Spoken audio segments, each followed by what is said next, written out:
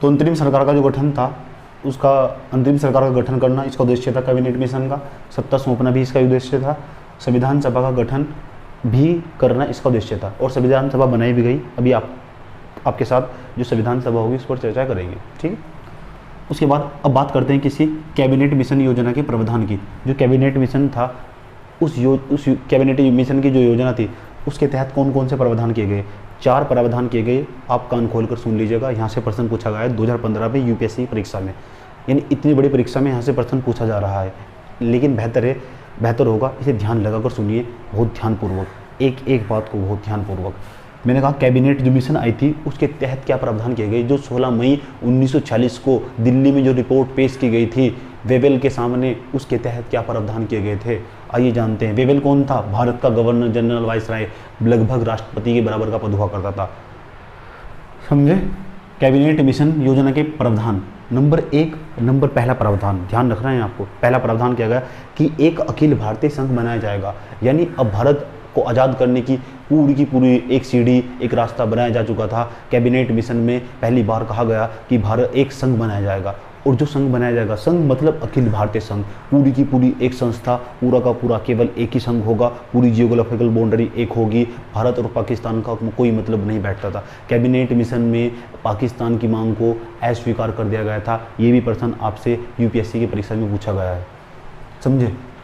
तो जो cabinet mission था इसमें पाकिस्तान की मांग को अस्वीकार कर दिया गया था, और मुस्लिमों को यह कहा गया था कि आप अंतरिम सरकार में भाग लेने वाले हैं, समझे। आप अंतरिम जब सरकार बनाई जाएगी आप भी उसमें पार्टिसिपेट करेंगे, आप भी उसमें भाग लेंगे। संविधान सभा का जो गठन था, मैंने कहा मुस्लिमों ने इसमें भाग नहीं लिया। जो संविधान सभा थी ना उसमें मुस्लिमों ने भाग नहीं लिया, आप आगे भी देखेंगे। पहले इसके प्रावधान देखते हैं। संघ बनाने का सुझाव दिया ब्रिटिश भारत और देसी रजवाड़े। ये जो आपका अखिल भारतीय संघ होगा, भारत पूरा का पूरा एक संघ होगा, कैसे मिलकर बनेगा? ये आपका ब्रिटिश भारत और देसी रजवाड़ों से मिलकर बनेगा अखिल भारतीय संघ। विदेशी मामले, संचार मामले, विदेशी मामले, संचार मामले, ऊर्जा मामले, जितने भी मामले होंगे भारत देश विदेश के सारे यह संघ देखेगा, समझे। इस तरह का प्रावधान किया गया, पहली बात। दूसरा जो प्रावधान किया गया, दूसरा, आप ब्रिटिश भारत के प्रांतों को 3 समूह में बांटा गया, यानी जो भारत था, ब्रिटिश भारत था, उसे 3 समूह में बांट दिया गया। पूरा का पूरा जो भारत था, भारत के एक अखिल भारत को 3 समूह में बांटा गया। जो हिंदू बहुल क्षेत्र था उसे अलग कर दिया गया, मुस्लिम बहुल क्षेत्र अलग कर दिया गया। आइए देखते हैं, हिंदू बहुल क्षेत्र, मुस्लिम बहुल क्षेत्र, पूर्वी प्रांत। जो हिंदू बहुल क्षेत्र था उसमें कौन कौन से, सबसे बड़ा जो क्षेत्र था हिंदू बहुल क्षेत्र था बम्बई, मद्रास, मध्य प्रांत, यूपी, बिहार। बम्बई, मद्रास, मध्य प्रांत, यूपी, बिहार, इस तरह ये इतने क्षेत्र को मिलाकर हिंदू बहुल प्रांत बनाया गया था। उसके बाद आपका मुस्लिम बहुल प्रांत सिंध और पंजाब को मिलाकर मुस्लिम बहुल प्रांत बनाया गया था। पूर्वी बंगाल और असम को मिलाकर पूर्वी प्रांत बनाया गया था। यानी कैबिनेट मिशन योजना के तहत त्रिस्तरीय विभाजन किया गया था। ये भी प्रश्न आपसे पीसीएस की परीक्षा में पूछा है 2015 में, समझे। मैंने कहा कि आप देख रहे हैं यहाँ जो भारत था उसका जो विभाजन किया गया, ब्रिटिश भारत का जो विभाजन प्रांतों में त्रिस्तरीय प्रकार से किया गया था। कितने? हिंदू बहुल प्रांत, मुस्लिम बहुल प्रांत, पूर्वी प्रांत। हिंदू बहुल प्रांत में जो प्रांत आपको बताए गए हैं वे आप नोट भी कर सकते हैं, लिख भी सकते हैं। मद्रास, बम्बई, मध्य प्रांत, यूपी, बिहार। मुस्लिम बहुल प्रांत थे सिंध और पंजाब। पूर्वी प्रांत असम और बंगाल। उसके बाद तीसरा मैंने कहा जो कैबिनेट मिशन आया था उसके तहत 4 प्रावधान किए गए थे। 2 प्रावधानों पर अब तक हम चर्चाएं कर चुके हैं। 2 प्रोविज़न हमने आपको अब तक पढ़ाए हैं। अब बात करते हैं तीसरे प्रोविज़न की। संविधान लागू होने के बाद 10 वर्षों के बाद प्रत्येक समूह को विचार करने का अधिकार होगा। कोई से भी जाति हो, कोई सी विदेशी रियासत हो, अगर वो भारत से अलग जाना चाहती है, भारत में रहना चाहती है, जिस दिन भारत का संविधान लागू होगा उस दिन के 10 सालों के बाद ये प्रावधान किया गया था कि कोई समूह विचार करना चाहे, समूह या समुदाय विचार करना चाहे तो विचार कर सकता है, अलग रहना चाहे तो रह सकता है। यानी भारत से अलग रहना चाहे तो रह सकता है 10 सालों के बाद। पाकिस्तान की मांग को कैबिनेट मिशन ने अस्वीकार कर दिया था, अर्थात स्वीकार नहीं किया था। ये बात आपको याद रखनी है। मेरा जो पढ़ाने का अप्रोच है क्वेश्चन वाइज है, क्वेश्चन जाकर देखिए, एक भी क्वेश्चन नहीं बचेगा, समझे। उसके बाद मैं आपको कहानी के तौर पर भी पढ़ाता हूँ पूरा का पूरा। मैंने आपको बताया कैबिनेट मिशन के अंदर कितने प्रावधान थे, 4 प्रोविज़न, 2 पर चर्चाएँ 3 पर चर्चाएँ कर चुके हैं। नंबर पहला आपको भारत को एक अखिल भारतीय संघ यानी एक अखिल भारतीय संघ बनाना होगा। जो अखिल भारतीय संघ होगा वो ब्रिटिश प्रांत और देसी रजवाड़ों से मिलकर बनेगा। यह कहा गया था किसमें, कैबिनेट मिशन में। दूसरा यह कहा गया कि जो भारत होगा, भारत का विभाजन, ब्रिटिश भारत का विभाजन त्रिस्तरीय प्रकार से होगा। नंबर 1 हिंदू बहुल क्षेत्र, नंबर 2 मुस्लिम बहुल क्षेत्र, नंबर 3 पूर्वी प्रांत। हिंदू बहुल क्षेत्र में मद्रास, बम्बई, मध्य प्रांत, यूपी, बिहार, आप चाहे तो यहाँ मैप भी ड्रॉ कर सकते हैं। इतना मुस्लिम बहुल प्रांत सिंध और पंजाब को मिलाकर बनाया जाएगा। उसके बाद असम और बंगाल को मिलाकर पूर्वी प्रांत बनाया जाएगा। नीचे आइए, 10 वर्षों के बाद यह भी कहा गया जिस दिन भारत का संविधान बनकर तैयार होगा उस दिन लागू होगा। संविधान लागू होने के 10 वर्षों के बाद प्रत्येक समूह चाहे तो जिस प्रांत में रहना चाहे रह सकता है, अन्यथा स्वतंत्र भी हो सकता है। इस पर विचार किया जाएगा, ऐसा कहा गया था। उसके बाद नंबर 4, 3 तक तो हुआ, नंबर 4 अब देखते हैं नंबर 4 पर जो प्रावधान कैबिनेट मिशन में किया गया था उसे भी देख लेते हैं। संविधान सभा बनाई जाएगी। संविधान सभा बनाई भी गई, आपको पता होगा संविधान सभा बनाई भी गई। संविधान सभा ये तो आपको मैंने यही बताया था। संविधान सभा बनाई जाएगी। रजवाड़े अपने सदस्यों को मनोनीत और भारतीय जो सदस्य ब्रिटिश भारत के जो सदस्य होंगे वे निर्वाचित होकर आएंगे। यानी जो रजवाड़े होंगे वे अपने सदस्यों को मनोनीत करेंगे। और जो नंबर 4 जो कैबिनेट मिशन में प्रावधान किया वो यह था कि संविधान सभा बनाई जाएगी। संविधान सभा जो बनाई जाएगी उसमें रजवाड़े जो आएंगे मनोनीत होकर आएंगे और ब्रिटिश भारत के जो सदस्य होंगे वे निर्वाचित होकर आएंगे। ब्रिटिश भारत के सदस्य संविधान सभा में निर्वाचित होकर आएंगे। अब थोड़ी सी चर्चाएं करेंगे आपके साथ किस पर, संविधान सभा पर, इसी एपिसोड में। थोड़ा वेट कीजिए।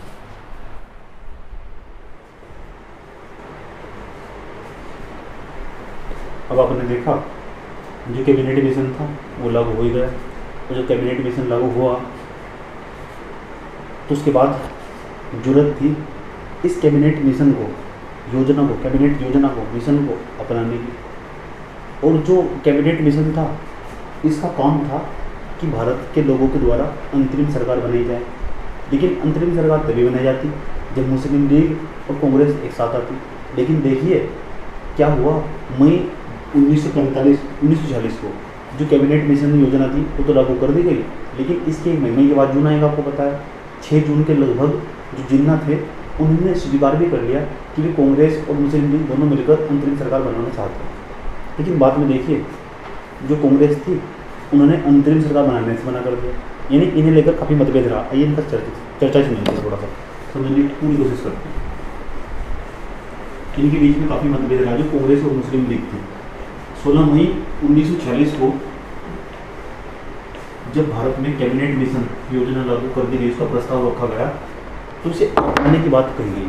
और कैबिनेट मिशन में तो यह भी कहा गया था कि जो भारत के लोग होंगे और मुस्लिम लीग होगी जो मिलकर जो सरकार बनाना चाहती है। लेकिन मैंने कहा जो 6 जून थी, 6 जून 1946 को जो जिन्ना थे, जिन्ना जानते हैं आप, मोहम्मद अली जिन्ना, पाकिस्तान बनाने वाले, पाकिस्तान की डिमांड करने वाले, पाकिस्तान के मसीहा कहे जाने वाले जो जिन्ना थे, इन्होंने कहा सरकार को कि हम सरकार बनाना चाहते हैं, अंतरिम सरकार बनाना चाहते हैं। अब कांग्रेस ही साथ में, कांग्रेस में मतलब था, कांग्रेस एक बहुत बड़ा वर्ग था। ये आपकी मुस्लिम लीग, ये आपकी कांग्रेस और जो कांग्रेस थी, मैंने कहा यहाँ जो मोहम्मद अली जिन्ना थे उन्होंने घोषणा भी कर दी। जो वायसराय हुआ करते थे उस समय लॉर्ड बेवेल के सामने घोषणा भी कर दी कि हम अंतरिम सरकार बनाना चाहते हैं। लेकिन कांग्रेस ने जब साथ आने से मना कर दिया, तो फिर जो लॉर्ड बेवेल थे यानी वायसराय थे भारत के, उन्होंने जो कैबिनेट अंतरिम सरकार का जो प्रस्ताव था उसे घोषित करने से साफ साफ मना कर दिया कि जब तक कांग्रेस नहीं आएगी, क्योंकि कांग्रेस एक बहुत बड़ा वर्ग हुआ करता था। अधिकांश लोग किसके साथ थे, कांग्रेस के साथ थे। और बहुत बड़ा संगठन था। संगठन मतलब भारत चलाने वाला, सरकार चलाने वाला अगर कोई समूह था भारत में तो कांग्रेस था। और कांग्रेस ही नहीं है तो आप सोचिए क्या हालत रही होगी। उसके बाद क्या हुआ, ये सहमति बनते बनते जुलाई 1946, जून के बाद जुलाई आया, जुलाई 1946 तक पहुँची। कब तक? जुलाई 1946 तक।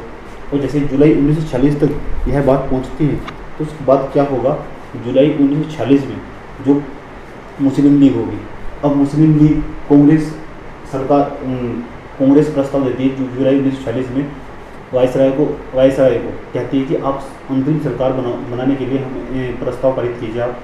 तो उसके बाद अंत में मुस्लिम लीग इसे अस्वीकार कर देती है, जो मोहम्मद अली जिन्ना है।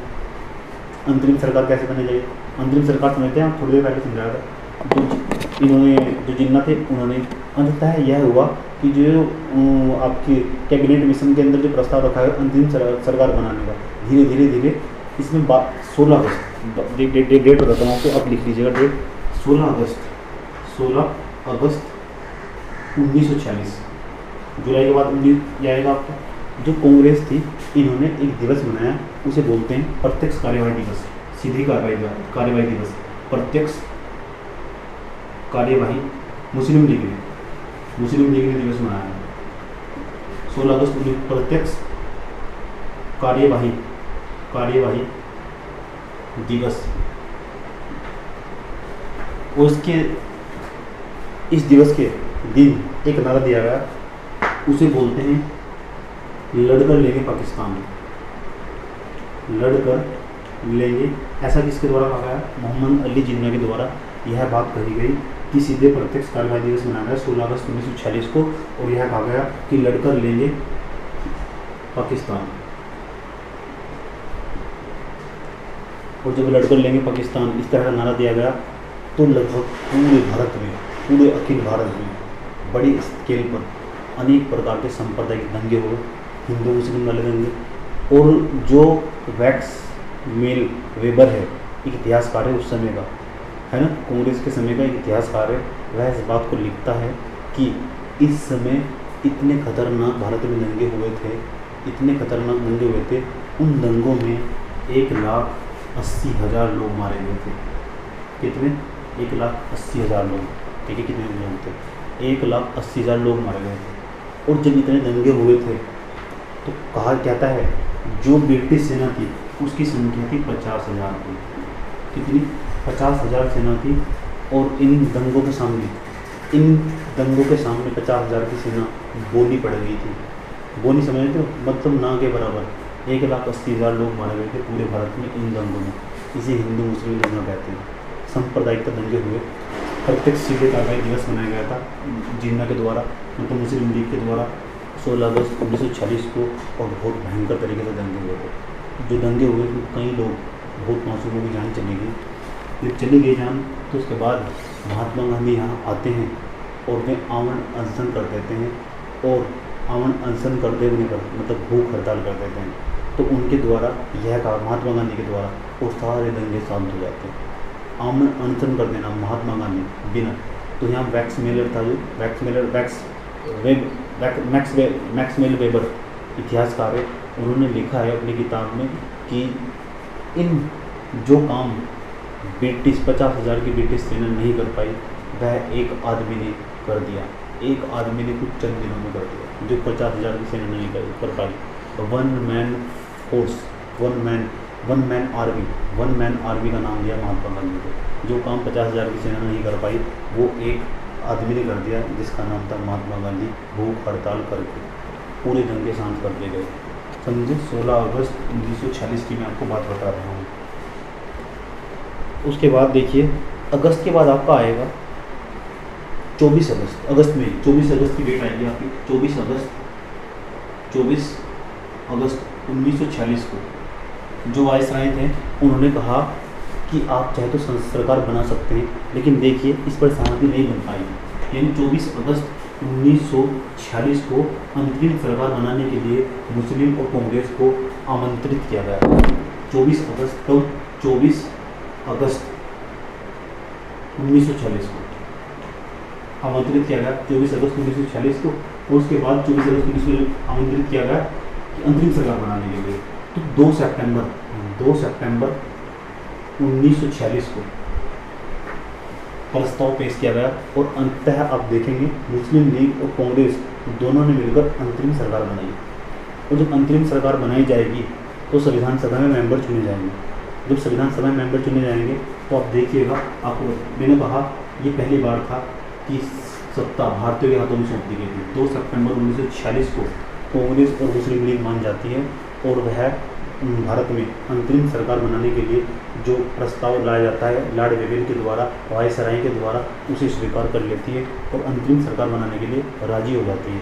और देखिए इसके बाद क्या होगा, जब अंतरिम सरकार बन जाएगी इसमें क्या होगा, संविधान सभा बनाई जाएगी। अंतरिम सरकार का बनाने का मतलब था संविधान सभा।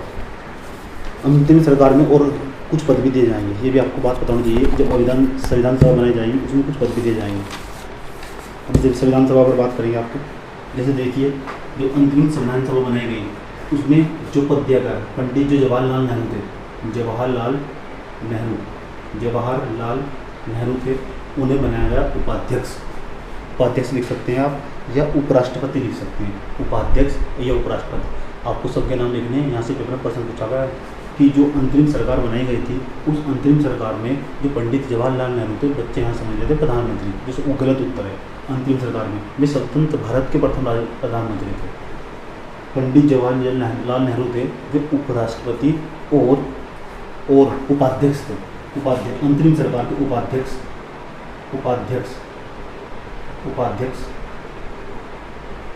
और उपराष्ट्रपति।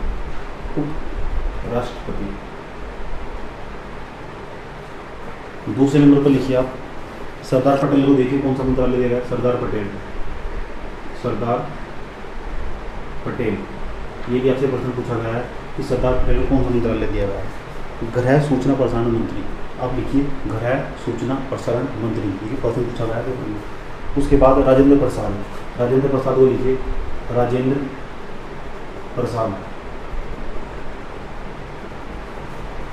प्रसाद को भी मंत्रालय दिया गया, कृषि मंत्रालय दिया गया। कौन सा, कृषि, आप लिख लीजिए कृषि। उसके बाद आशफ अली को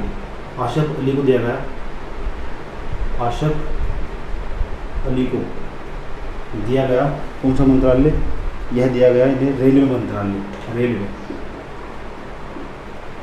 उसके बाद श्री राजगोपालाचारी, ये बहुत इंपॉर्टेंट है, इन्हें भारत का शिक्षा मंत्री बनाया गया, श्री राजगोपालाचारी,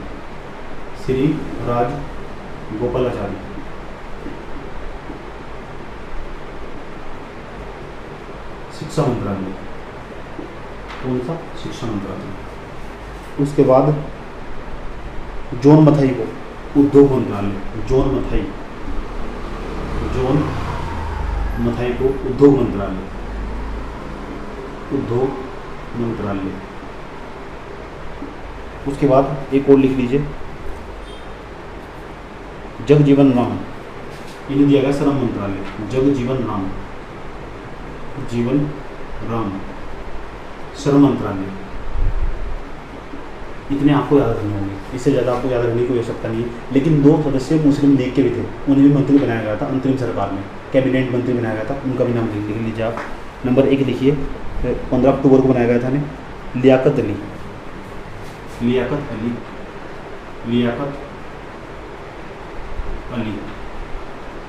इन्हें दे दिया गया था वित्त मंत्रालय। उसके बाद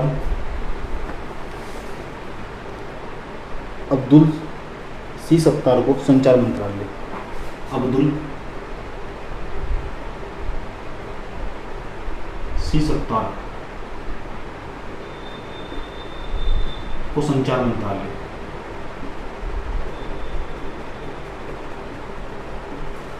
उसके बाद जोगेंद्र मंडल को विधि मंत्रालय, जोगेंद्र मंडल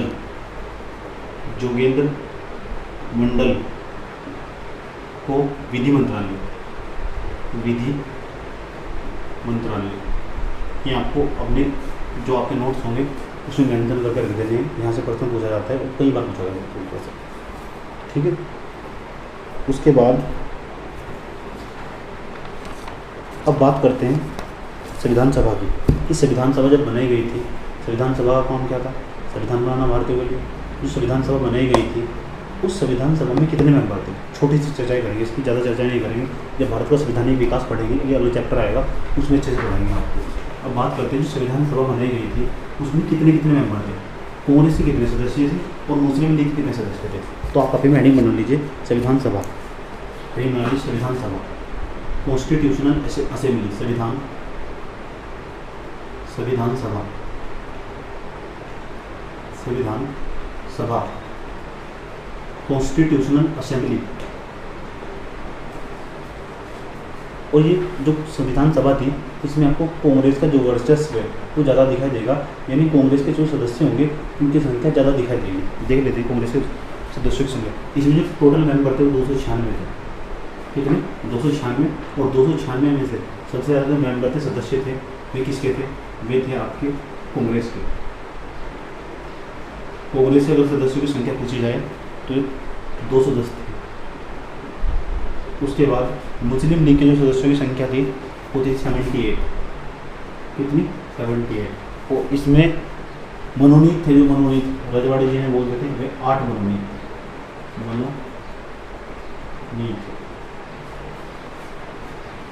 210, 78 मुस्लिम लीग के थे। मुस्लिम लीग ये 8 अपने मनोनीत जिन्हें रजवाड़े बोलते थे। समझ में आया? तो इस विधानसभा का स्ट्रक्चर था छोटा सा, एक चर्चा ही करिए, बस आपको पता होना चाहिए। उसके बाद आपको पता होना चाहिए जब संविधान सभा बनेगी, इस संविधान सभा में जो कांग्रेस थी, बस आपको इतनी बात याद रखनी है, कांग्रेस का संविधान सभा में वर्चस्व ज़्यादा था। उसके जो मेंबर की संख्या थी कितनी थी? 210। समझिए, जो डोमिनेट करेगी मुख्य रूप से वो कांग्रेस ही होगी। अब बात करते हैं संविधान सभा की पहली बैठक की, ये भी देख लेते हैं साथ साथ। आज जो संविधान सभा थी वो तो बनाई गई संविधान सभा, अब संविधान पर बहस चल रही है। और जब संविधान सभा की पहली बैठक हुई, ये आपको पता होगा, संविधान सभा की जो पहली बैठक हुई 9 दिसंबर 1946 को, बहुत फेमस क्वेश्चन है, 9 दिसंबर 1946 को संविधान सभा की पहली बैठक हुई। संविधान सभा की पहली बैठक हुई, पहली बैठक हुई। उसके बाद जब संविधान सभा की पहली बैठक हुई, इसमें जो इसका अध्यक्ष बनाया गया, अस्थायी अध्यक्ष, इसके जो अस्थायी अध्यक्ष थे, अध्यक्ष सबसे बुजुर्ग सदस्य थे संविधान सभा के, उन्हें बनाया गया। उनका नाम था सच्चिदानंद सिन्हा। सच्चिदानंद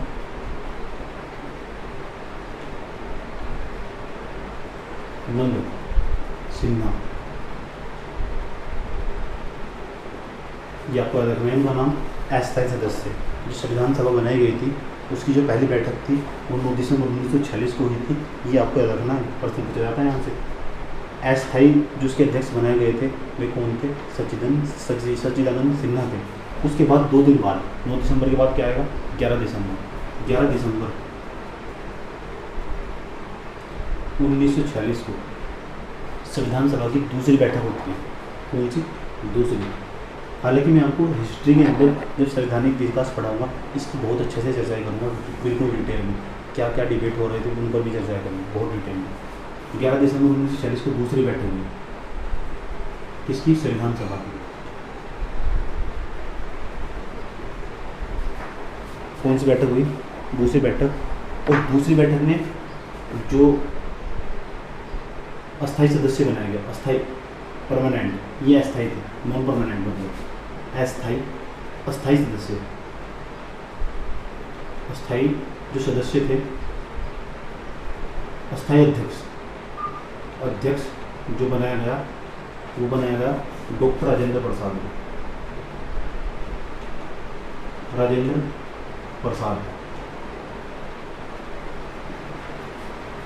कौन सा अध्यक्ष?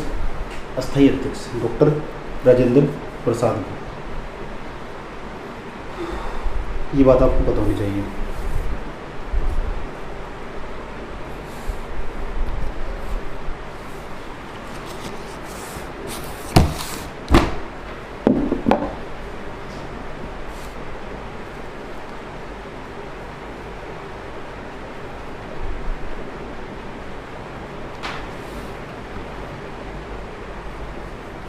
और इस समय जो संवैधानिक सलाहकार थे, संवैधानिक सलाहकार थे, उनका नाम था B.N. राव। ये भी आपको पता होना चाहिए।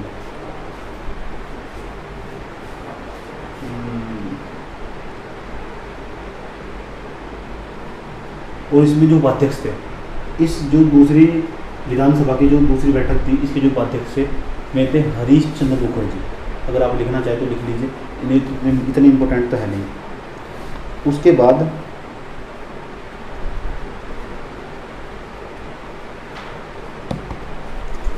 दूसरी बैठक इसलिए भी इम्पोर्टेंट है क्योंकि दूसरी बैठक में मुस्लिम लीग ने भी भाग लिया था। ये भी आपको पता होना चाहिए, दूसरी बैठक में मुस्लिम लीग ने भी भाग लिया। मुस्लिम लीग ने भी भाग लिया था। ये आपको लिख देना है, याद रखना। जो संविधान सभा की दूसरी बैठक हुई थी, मुस्लिम लीग ने उसमें भाग लिया था।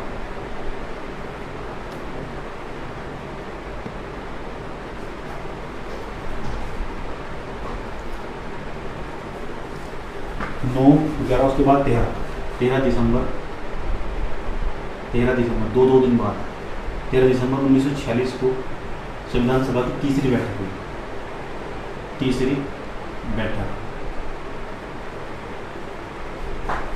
हुई। जब तीसरी बैठक हुई तो इसमें जो अध्यक्ष थे वो बनेगा पंडित जवाहरलाल नेहरू। अध्यक्ष तो वही रहेंगे, अस्थायी अध्यक्ष पंडित जी। तो यहाँ इस तीसरी बैठक इसलिए इम्पोर्टेंट है, तीसरी बैठक में जो पंडित नेहरू ने एक उद्देश्य प्रस्ताव पेश किया।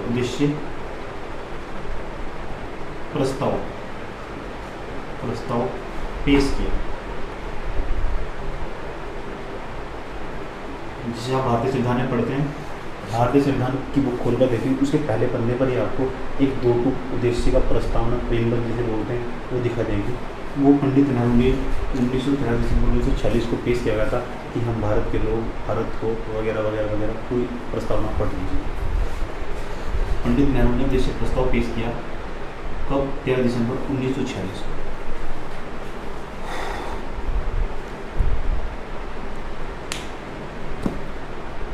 और जो उद्देश्य प्रस्ताव पंडित नेहरू ने पेश किया था तो 13 दिसंबर 1946 को 22 जनवरी